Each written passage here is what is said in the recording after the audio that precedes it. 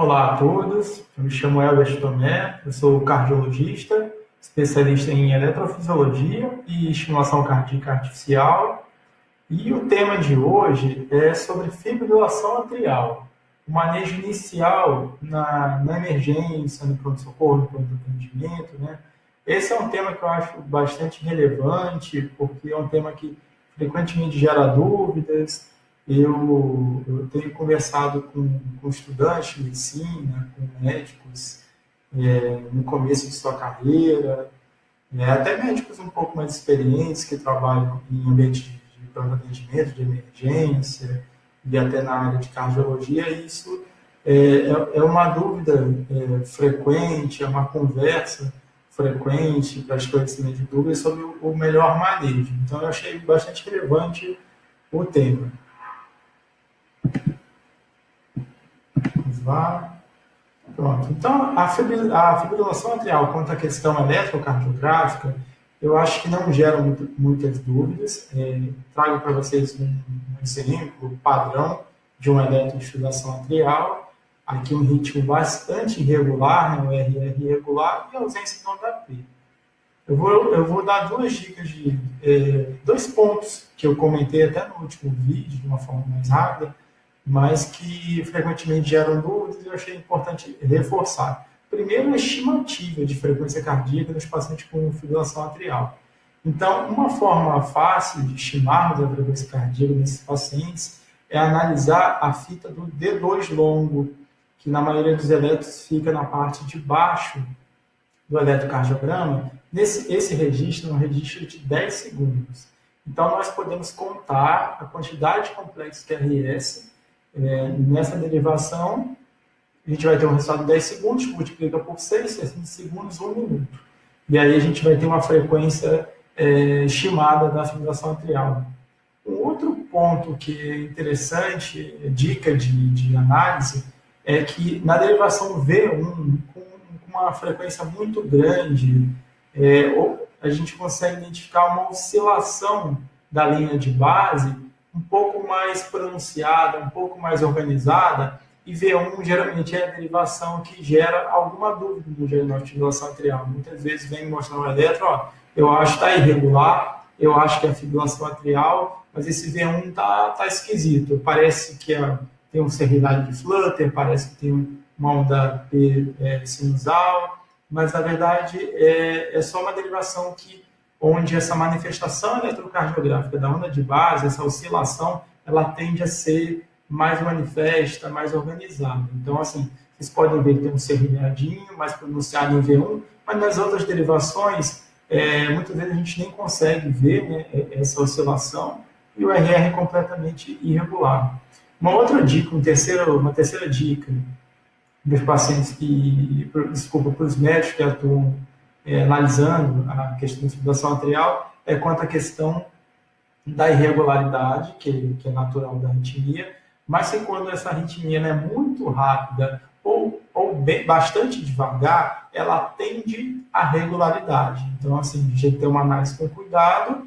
Se você analisar cuidadosamente, dentro dessa tendência de regularidade, há uma irregularidade. Mas isso realmente é um quadro que pode acontecer com uma certa frequência, nos extremos de frequência. Então, o passo 1 do atendimento desse paciente que chegou com fibrilação atrial na sua emergência, obviamente, é você receber o paciente, examinar o paciente, conversar, monitorizar ele, né? A gente já vai ter o primeiro registro, o registro do monitor, mas a gente precisa do registro eletrocardiográfico, laudos eletrocardiográficos, inferências. A gente tem que fazer olhando o eletro e não o monitor, isso é básico, mas é importante. Oferecer o suporte de oxigênio para os pacientes que têm necessidade, que têm uma saturação menor que 92%, ou 94% em alguns cenários. Acesso venoso, se necessário. Em vários casos, a gente acaba, quando o quadro é mais brando de FA, mais frequente, o paciente acabou vindo por uma sensação de palpitação, por exemplo, de uma frequência de 150, 160, paciente muito estável, sem qualquer fator de descompensação. Muitas vezes a gente consegue manejar esses pacientes muito bem só com medicação oral, por exemplo, um atenolol, um beta-bloqueador oral. Então, analisar se é necessário. Examinar o paciente é a base de tudo, né? A anamnese, a história clínica, a anamnese, o exame físico do paciente, e avaliar a realização de exames complementares ao seu raciocínio clínico, né? O passo 2 é a definição se esse paciente está num quadro de estabilidade ou instabilidade hemodinâmica. E no caso de instabilidade, mais importante ainda, a gente precisa analisar se essa instabilidade ela foi causada realmente por essa frequência elevada, na maioria dos casos, ou pela perda da contração arterial, na maioria dos casos, ou se ela é oriunda de um outro problema de base, tá? Então, assim, esse é um conceito que a gente chama de FA primário e FA secundário. FA primária, causadora de instabilidade, é quando ela, principalmente por conta da frequência cardíaca muito elevada, comprometimento diastólico, ela é a causadora da instabilidade, precisamos atuar isso de uma forma bastante rápida, a gente já vai conversar um pouquinho mais à frente. Só que a gente também tem um segundo cenário, os pacientes que vêm por instabilidade, eles realmente estão estáveis, mas por uma outra causa. Aí eu posso citar um exemplo mais fácil, mais rápido, um paciente com um quadro séptico, um quadro infeccioso pulmonar. O paciente vem muitas vezes sepse grave, em choque séptico, e tem uma FA que está descompensada, o tônus adrenérgico, compensatório. Então, assim, tem as duas coisas, mas a causadora da instabilidade não é essa FA. Então, assim, nesse caso, a atuação nossa primordial é em cima do problema de base, não a atuação na FA, entendeu? Esse é o caso que a gente não procede à cardioversão, apesar da instabilidade clínica do paciente, porque não é a causa do mesmo. Tá? E quanto à questão da instabilidade, eu sempre ensino isso, e eu peço para as pessoas lembrarem dos 2 Cs e dos 2 Ds. Então, vamos lá, o 2 Cs. O primeiro C é o C de choque, para você lembrar de má perfusão periférica, má perfusão do sistema nervoso central. Então, isso vai muito além de hipotensão. Vocês veem que eu não vou colocar aqui hipotensão, porque muitas vezes a gente encontra pacientes que têm uma pressão um pouquinho mais baixa, uma pressão limítrofe, e aí desenvolvem a FA, desenvolvem esse comprometimento diastólico pela frequência elevada, a perda da contração arterial, e realmente essa pressão baixa um pouco, isso é totalmente natural. Mas esse paciente está com uma perfusão preservada. Então, assim, choque não é sinônimo de hipotensão e vice-versa. Então, esse caso de hipotensão, eu não vou entender e tratar como instabilidade. O que a gente trata como instabilidade é sinal de má perfusão. O outro C é de consciência alterada, na mesma linha, né, da má perfusão. Consciência alterada, eu estou falando tanto de nível de consciência, que é o paciente que está torporoso, debilado, né, quanto a questão de estado de consciência, por exemplo, paciente confuso por baixo débito cerebral, né?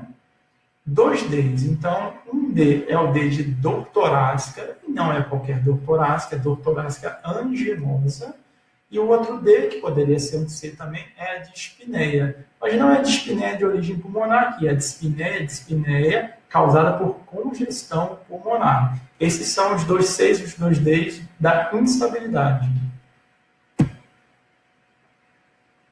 Bom, nos casos, então, que a gente identificou um paciente com esses 2 Cs, 2 Ds, o paciente é realmente instável hemodinamicamente. Esse paciente, quando a FA ela é primária, ela que está causando instabilidade, a gente tem que fazer a pronta reversão desse quadro. Então, a conduta mandatória é a realização da cardioversão elétrica. A grande maioria desses casos, a gente tem que fazer isso com urgência, isso é uma urgência de estabilidade hemodinâmica. Só que, na grande maioria dos casos, também não é uma emergência, não é uma parada cardíaca, não é algo que a gente precisa resolver em poucos segundos, em 1 minuto, na maioria dos casos. Então, assim, faça a cardioversão elétrica, mas lembre de alguns pontos que são muito importantes. Primeiro deles, lembrar-se da anticoagulação. Então, nesses pacientes com FA instável, é super importante, enquanto você chama a equipe de enfermagem, prepara todo o material para fazer cardioversão, checa material, carrinho, tudo. Se você tiver tempo, é interessante que você lembre e efetue a anticoagulação o mais rápido possível. E aqui o que a gente costuma utilizar é tanto a heparina não fracionada, né, quanto a heparina de baixo peso molecular. Isso muda o prognóstico. Quanto mais rápido conseguirmos iniciar essa anticoagulação, isso vai ser benéfico para o paciente. A outra questão também é a questão da sedação. Então, assim, se você tiver alguns poucos minutos, peça uma sedação. Nesses pacientes instáveis, a gente tem uma tendência a usar mais o etomidato do que o propofol, que a gente costuma reservar para casos mais estáveis. A gente sabe que o etomidato é uma medicação muito segura para a parte cardiovascular, ela não deprime a função cardiovascular, então a gente costuma reservar ela para esses cenários instáveis e deixa o propofol, que é uma outra droga muito boa, mas para cenários clínicos de maior estabilidade, um pouco mais eletivos, tá? Então, assim, lembrando isso, seria algo muito importante em todos os casos. Lembra da anticoagulação, lembra da sedação, e se vai fazer cardioversão, a gente sempre fala da regra mnemônica, manda para Osasco. Então, Osasco, o que é? O primeiro O é de orientar, você vai orientar seu paciente do procedimento que você vai fazer, isso é de fundamental importância, até para acalmar o paciente. O primeiro S é o S da sedação, tá? Então, acabei de falar na questão do etomidato propofol, da preferência pelo etomidato nos pacientes com instabilidade cardiovascular. O A é a letra de Ambu. Então, assim, é para lembrar de ambusar, né, a bolsa com reservatório e máscara, mas mais do que ambusar, é para você deixar isso preparado, ventilar apenas nos casos que o paciente pare de ventilar, né? Se o paciente não está ventilando, você vai ventilar. Se não, você deixa tudo preparado, acopla a máscara no paciente e você oferta o oxigênio a 100%. Então, você vai deixar lá oxigenando esse paciente. Ventilar só se for necessário, se for que o paciente não esteja ventilando. O segundo S é do SYNC, né? Do sincronizar. Lembrar que a cardioversão é um choque sincronizado com o pico da onda R. O objetivo disso é de fugir da onda T, do período vulnerável, do período suscetível da onda T, onde a gente pode ter um fenômeno chamado R sobre T, e gerar uma fibrilação ventricular, que é um ritmo de parada cardíaca. O segundo C é o choque propriamente dito, né? Nesse caso é a cardioversão. E o último letra, que é o O, é o observar. E quando eu falo observar, não é observar com os olhos, é observar com as pás. Então, você coloca as pás, faz o peso, faz a técnica adequada, espaça as pás, entrega o choque e não tira as pás. Você não pode tirar as pás. Então, você deixa, monitorizando pelas pás ou pelo eletrocardiograma do teu cardiodesfibrilador e fica analisando o ritmo, porque por mais que a gente faça tudo correto, pode acontecer e acontece numa parcela pequena dos pacientes, quando o paciente está muito instável, ele pode correr esse risco, e mesmo fazendo tudo correto, o paciente degenerar para fibrilação ventricular.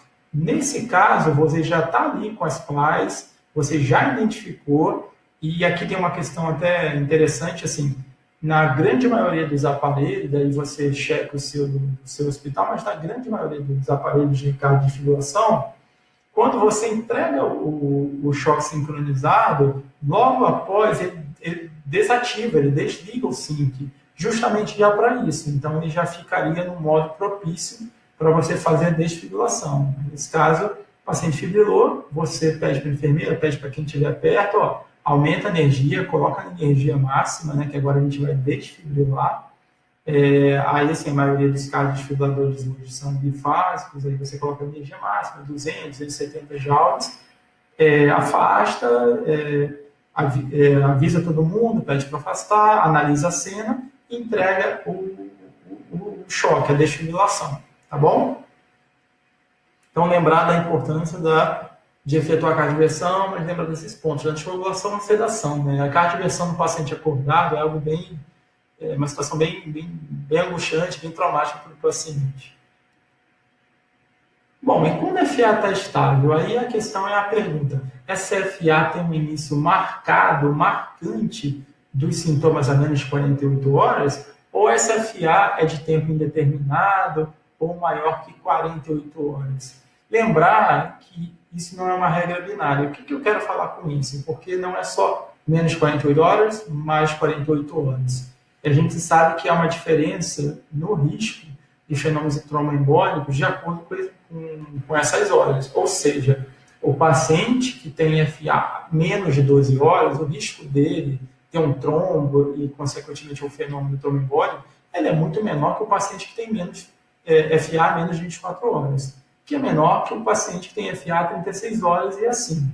Então, é importante a gente analisar isso. Não é só menos ou mais. Quanto tempo vai denotar para você o quanto que você vai analisar no incremento de risco, tá? Bom, então vamos lá. FA estável com menos 48 horas, você está liberado a realizar a cardioversão. E aí é liberado. Você não é obrigado, não é obrigatório. Então, assim, se você desejar o controle de ritmo nesse paciente, isso você pode eventualmente querer em todos os casos, ou nos casos apenas mais sintomáticos, quando você quer, a princípio você está liberado, tá? Só peço que tome sempre muito cuidado na reavaliação dessa questão do tempo, se realmente é bastante determinado, cuidado com pacientes idosos, portadores de Chagas vascular elevado, AVC recente, câncer valvar, história de febre reumática. Às vezes eu pego pacientes que até têm uma história bem marcada. Assim, por exemplo, uma senhora que conta, 24 horas eu estava vendo TV quando começou, disparou meu coração. Então, ela marca muito direitinho isso. Só que, assim, quando você questiona, você nunca sentiu isso antes, muitas das vezes ela relata episódios anteriores, assim, mais frustros, menores, um pouquinho menos sintomáticos. Então, tudo isso tem que ser analisado e você ponderar a questão do risco, tá bom? Bom, caso você faça cardioversão, você pode fazer de forma química ou de forma elétrica. Quais são as opções que temos? Propafenona. Propafenona é importante saber como usar. O que eu quero dizer? Propafenona, a dose varia pelo peso, um comprimido e meio a 2, 450 mg a 600 mg. Como que você utiliza a propafenona? 30 minutos antes, pelo menos 30 minutos antes de dar a propafenona, você tem que dar uma medicação que seja um beta-bloqueador ou um bloqueador do canal de cálcio, para que ele atue, diminuindo a condução do nó atrioventricular. Por que isso? Porque, assim, quem até trabalha mais na área de arritmia, eu acho que tem isso mais enraizado, porque a gente tem até uma arritmia que a gente chama de flutter atrial 1C. O flutter atrial 1C é o flutter atrial do paciente em uso isolado da propafenona. Porque a gente sabe que quando o paciente usa a propafenona sem uma outra medicação que atue no AV, muitas vezes a gente facilita a condução atrioventricular. Então, assim, às vezes a gente pega o paciente com flutter atrial, que normalmente tem uma condução atrioventricular em torno de 150, no flutter tradicional 2:1, e o paciente toma a amiodarona, até lentifica um pouquinho o ciclo atrial, mas ele passa como condução 1:1 para o ventrículo. Então, esse paciente ele faz o flutter com condução ventricular, de 280, 290, e é algo muito, muito perigoso.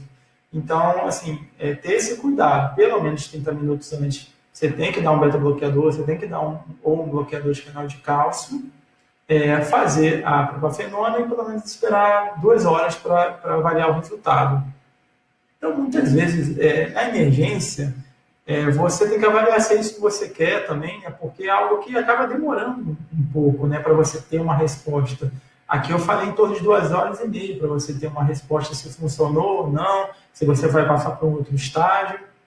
E a propafenona, assim como é importante saber como usar, é muito mais importante saber quando você não deve usar. A propafenona não deve ser usada, ela não pode ser usada em paciente com cardiopatia estrutural e paciente com cardiopatia isquêmica, é contraindicação absoluta. É uma droga que aumenta a mortalidade nesse perfil de pacientes, tá? A mildarona eu vou falar um pouquinho mais para frente da questão da administração. Estou só reforçando aqui, cuidado com hipotensão. Se a administração rápida, a mildarona não deve ser feita de forma rápida. Esse paciente pode fazer uma baita vasodilatação, hipotensão, associado com efeito inotrópico negativo. Quem já viu esses casos, viu isso acontecer, já teve que manejar isso, sabe que não é uma situação fácil. Eu já conduzi alguns casos que eu peguei esse cenário depois e fui avaliar que foi feito de uma forma rápida. Então, é importante ter esse cuidado. A mildarona é feita de forma lenta, sempre. E aí, também uma outra opção é a cardioversão elétrica, e aqui, na verdade, num cenário até mais calmo, semi-eretivo, que a gente tende a usar com certeza o Propofol, né?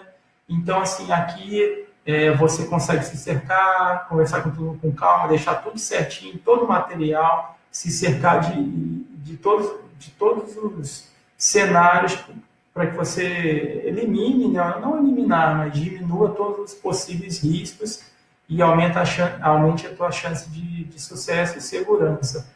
Eu, particularmente, gosto muito da opção da cardioversão elétrica, mesmo nesses cenários de FA estável, recente, quando isso está bem demarcado, porque é algo muito rápido, né? Você consegue muitas vezes liberar, resolver o problema, a angústia do paciente, resolver de uma forma bastante rápida. E quando você faz com calma, um cenário letivo, sabendo fazer, novamente, você consegue ter um grau de segurança bom e limitar bastante os possíveis riscos. Então, é uma opção que eu julgo bastante interessante sempre.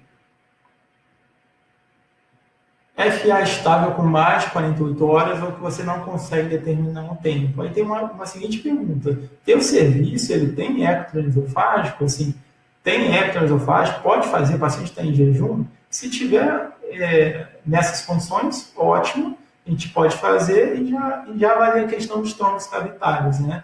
Se o trombo for descartado, aproveitando a própria sedação, né, do procedimento esofágico, você já faz ali na hora mesmo, já faz a cardioversão elétrica. E se tiver trombo, bom, legal, você documentou isso, né? Vai fazer a anticoagulação por 4 semanas pelo menos, até você reavaliar isso, e vai continuar a tua estratégia de controle de frequência ventricular.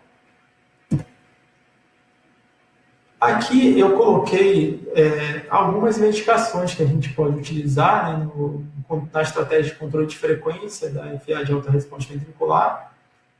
A medicação com certeza, seria mais interessante, que é a mais interessante para controle de frequência, eu acabei nem colocando porque a gente não encontra mais aqui no país, né? Seria o bloqueador de canal de cálcio, o diltiazem.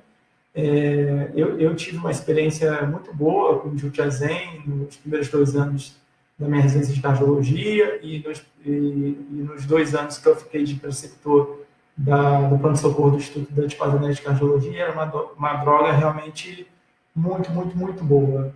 Então, assim, a gente conseguia tratar os pacientes de forma muito rápida e liberar esses pacientes de forma muito rápida. Quem usou sabe do que eu estou falando. Então, era uma dose que a gente fazia 0,25 miligramas por quilo, fazia quase que um bolus lento, geralmente já resolvia isso muito rápido, e nos casos que não resolvia, que eram até exceção, você podia fazer uma segunda dose de 0,35 miligramas quilo. E eu, pessoalmente, nunca precisei fazer nada além dessa segunda dose. E isso você conseguia resolver de uma forma realmente muito rápida, uma droga excelente, mas que foi descontinuada no Brasil. A gente só tem isso fora, né? E isso se reflete nos guidelines que a gente vai ver, que tem a indicação, obviamente, da medicação. Lembrando que tanto o diltiazem como o verapamil não podem ser usados em pacientes com fração de ejeção reduzida, grave e moderada. Tá? Tartarato de metoprolol, sim, é uma medicação que a gente tem em praticamente todos os hospitais, né? É o Seloken, o nome comercial. Geralmente a gente faz 5 mg EV em 2, 3 minutos. Você pode usar até 4 doses. Eu acabei pulando os monólogos, vou voltar, gente. A gente pode fazer até 4 doses, tá? É só ter um pouquinho de paciência, porque o Seloquim às vezes demora até uns 20 minutos para ter o efeito desejado por você, tá? Voltar no esmolol que eu pulei aqui, perdão, gente. O esmolol, das drogas que atualmente temos, né, com a saída aí do diltiazem e do verapamil, a dose, é a medicação, desculpa, mais interessante. Qual que é o problema do esmolol? Esmolol, a gente não tem em todos os hospitais, é uma medicação mais cara, então é uma medicação um pouco mais restrita. Esmolol pode ser feito sem dose de ataque, com dose de ataque, depois deixando nessa diluição de 50 a 300 microgramas quilo minuto. É uma medicação assim, também muito boa, né? Ela tem um início rápido, uma meia-vida curtinha, de uns 9 minutos. A duração também não dura muito tempo, então você consegue ter um controle bom do paciente com essa medicação. E outras medicações importantes são medicações orais, né? O atenolol, o succinado de metoprolol. E, assim, de maneira nenhuma errada, e muitas vezes a gente lança a mão de pacientes que estão um pouquinho mais estáveis. Por exemplo, o atenolol. O atenolol é uma das drogas mais cronotrópicas negativas que existe, controla muito bem a frequência cardíaca. Então, muitas vezes o paciente está bem, a gente dá o atenolol, reavalia esse paciente depois de 40 minutos, 1 hora, você já vai estar com a frequência controlada muito perto disso, tá? Bom, dose de ataque de amiodarona. E aqui, assim, é muito importante. Dose de ataque de amiodarona é essa dose, 300 miligramas em 100 ml, não precisa diluir mais do que isso, soro físio ou soro glico, e aqui tem uma diferença que tanto faz na dose de ataque, na dose de manutenção, obrigatória a diluição de soro glicosado, mas a dose de medicação, dose de manutenção, perdão, é uma dose de cardioversão química, tá? É um outro cenário. Então, aqui, por que tem essa questão do soro, né? Aqui, nessa diluição que a gente faz, 300 miligramas em 100 ml de soro físio e soro glico, correndo em 1 hora, que é o jeito ideal de você fazer, essa infusão é rápida, então você não tem a questão do problema da precipitação da amiodarona no soro fisiológico que você tem quando você dilui na manutenção, que não deve ser feita. Então, qual que é a regra? Dose de ataque de amiodarona, 300 miligramas, nunca corre antes de 30 minutos, nunca corre, e idealmente corre 1 hora. Como eu falei, assim, quem já teve problema com isso sabe que é uma situação bastante indesejável, tá bom? Então, em dose de manutenção, obrigatória sempre em soro glicosado, tá, gente? Coloquei aqui o deslanosídeo. Deslanosídeo, ou Sedilanide, né, nome comercial, é uma medicação que, pessoalmente, eu uso bem menos, uso pouco, nunca uso como monoterapia, como uma terapia para redução de frequência isolada, não costumo utilizar nesse cenário. Eu uso muito Sedilanide como uma droga de associação, junto com as outras. Porque assim, o Sedilanide, você pode fazer, né, uma a 2 ampolas, a dose inicial, podendo fazer até 4 ampolas dia. Geralmente a gente pede até para você fazer, e depois só fazer uma outra depois de umas 4 horas, porque é muito lento a ação, né, o início é muito lento. E além dessa demora, o Sedilanide não controla muito, ele não tem um efeito muito marcado. Então, eu reservo o Sedilanide muito para cenários de associação de drogas, tá?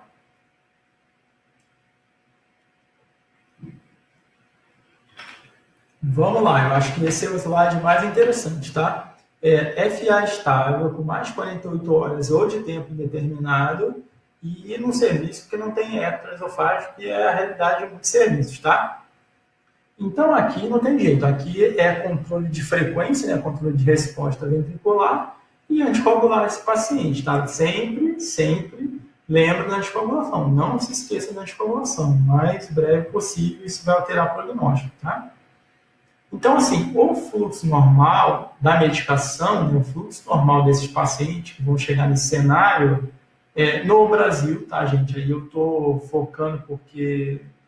como a gente não tem o diltiazem e o verapamil EV, só tem a apresentação do VO, e muitas vezes, na maioria das vezes, a gente acaba até optando por medicações EV, não que não possa fazer VO, Então, eu coloquei esse de uma forma mais simplista, tá? Então, voltando, o fluxo normal desses pacientes é através do beta-bloqueador.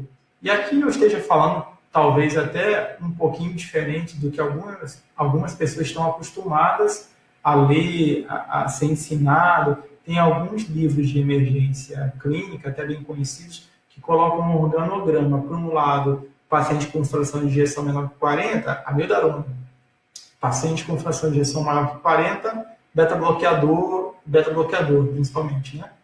Então, assim, aqui eu nem estou falando nessa divisão, não. Então, assim, o paciente padrão, fluxo normal, sem exceção, beta-bloqueador, tá, gente? De preferência é ver, analisando o cenário VO, lembrando até que a gente tem a questão do diltiazem e verapamil, aí sim, para paciente sem disfunção ventricular moderada, moderada grave, tá? Fração de ejeção maior que 40.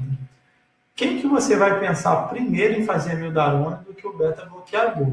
Os pacientes, é um fluxo de exceção, na verdade, tá? É o paciente, aí tem um pouco de subjetivo, tá? Paciente grave, paciente que eu sempre brinco, paciente esquisito, paciente não está bem, paciente grave, paciente criticamente doente, paciente portador de sede de fração de ejeção reduzida, importante e muito sintomático, assintomático em repouso, portador de Wolff, que você não pode utilizar sócia de medicação de cantor liberando assim a via anômala, paciente que está instável, mas ele está instável por outro problema. Até no começo eu usei o exemplo de um paciente com uma infecção, um paciente, por exemplo, um paciente idoso, que chega com instabilidade, chega com uma FA de 160, 170, mas ele está febril, ele está com uma crepitação na base esquerda, ele está vasoplégico, ou seja, ele está instável.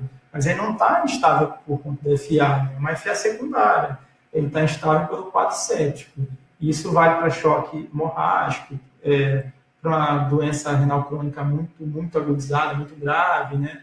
Então, assim, esses pacientes que estão, tirando as exceções, o Wolff, o coração muito ruim, muito sintomático, que você realmente não é interessante, realmente o uso do beta-bloqueador, com certeza, mas esses pacientes instáveis, pacientes graves, pacientes que que você está preocupado de fazer o beta-bloqueador e esse hino, esse cronotropismo negativo acabar piorando um pouquinho o paciente, aí realmente a amiodarona torna essa medicação mais segura. Mas só lembrando que o fluxo é esse, o fluxo da amiodarona é um fluxo de exceção, tá? Então, assim, o paciente a grande maioria dos pacientes, eles ficam bem tratados com beta-bloqueador, mesmo esses pacientes que têm uma fração de ejeção reduzida, mais leve, moderada, que não está muito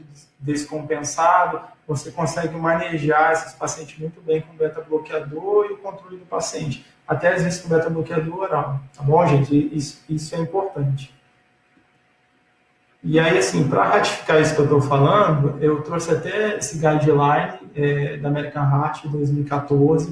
A gente teve uma atualização agora em 2019, mas essa parte não teve atualização, então eu mantive o guideline de 2014, que ele coloca, tá? Que o controle da resposta ventricular, da FA, nos pacientes pode ser feito com beta-bloqueador, bloqueadores de canal de cálcio não de hidroperidínico, né, de diltiazem e verapamil, que aqui a gente só tem a via oral.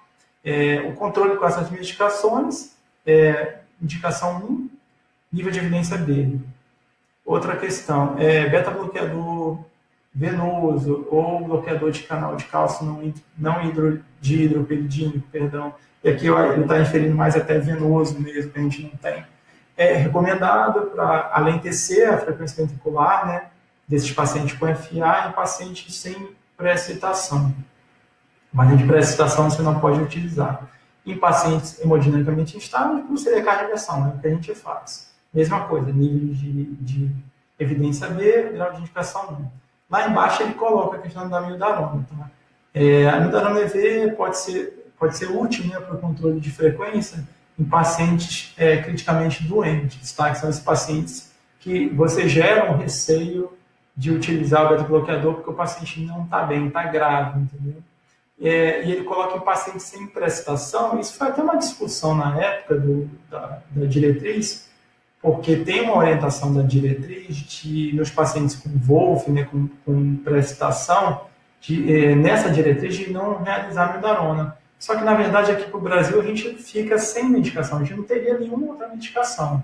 Então, isso não é o que a gente faz. Então, nesses pacientes com prestação, com Wolff, com FA, né, Wolff, lembrando que é prestação ventricular com sintomas de arritmia, né, esses pacientes, sim, a gente usa a mildarona para o controle desses pacientes, sim. Né?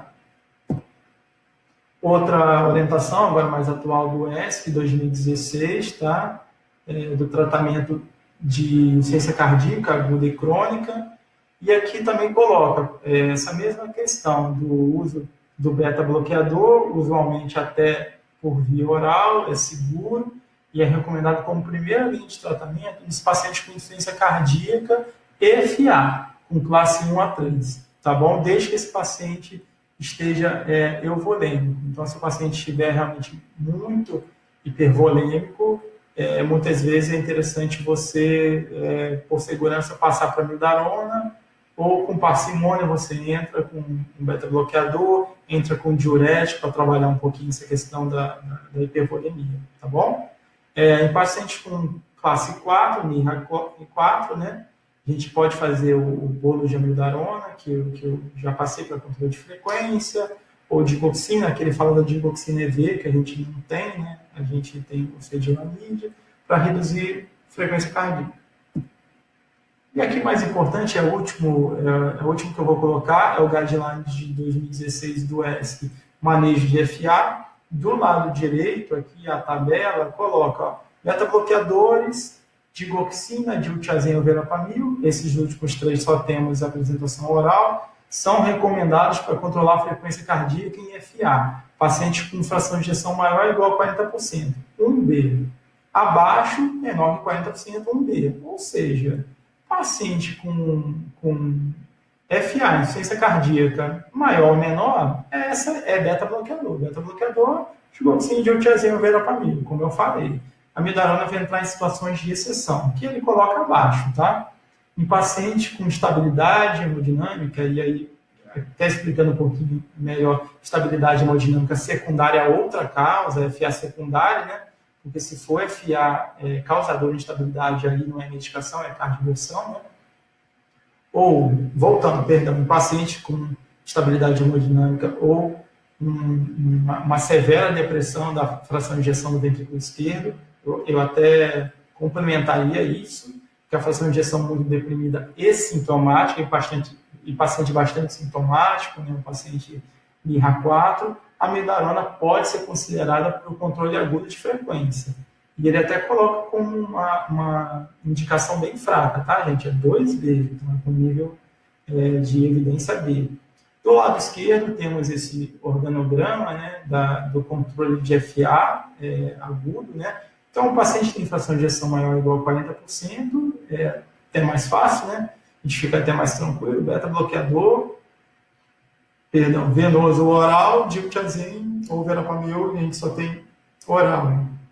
Tá? E no paciente com fração de ejeção menor que 40%, ou ele coloca no paciente com sinal de insuficiência cardíaca, você pode fazer sim o beta-bloqueador, sempre com cuidado, com parcimônia, pecando até muitas vezes pela falta, né, indo devagar, fazendo doses baixas, seja de medicação EV ou oral, e coloca embaixo que a amiodarona é uma opção nesses pacientes instáveis, pacientes com fração de ejeção muito comprometida, tá? Então você pode lançar mão, sempre num fluxo de exceção.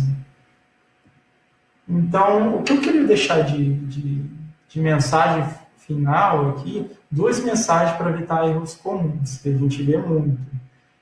Não é todo paciente com histórico de cardiopatia, insuficiência cardíaca, que chegue com uma FA de alta resposta ventricular estável, que você deve usar a mildarona EV. Muito pelo contrário, o fluxo normal, a orientação é que você utilize beta-bloqueador e